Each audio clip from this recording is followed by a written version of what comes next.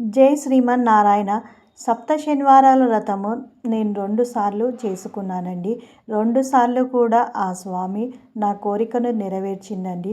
First time చేసినప్పుడు ఆ భగవంతుడు నాకు సొంత ఇంటిని ప్రసాదించాడండి.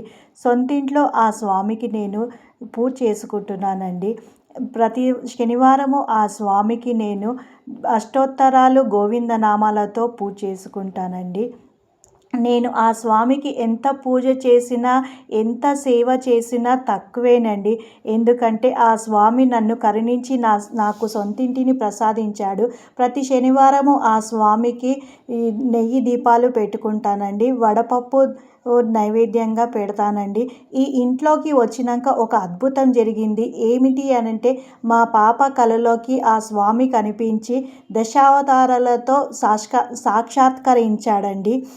ఆ స్వామి నా కూతురిని ఆశీర్వదించి వెళ్ళాడండి. నాకు చాలా సంతోషంగా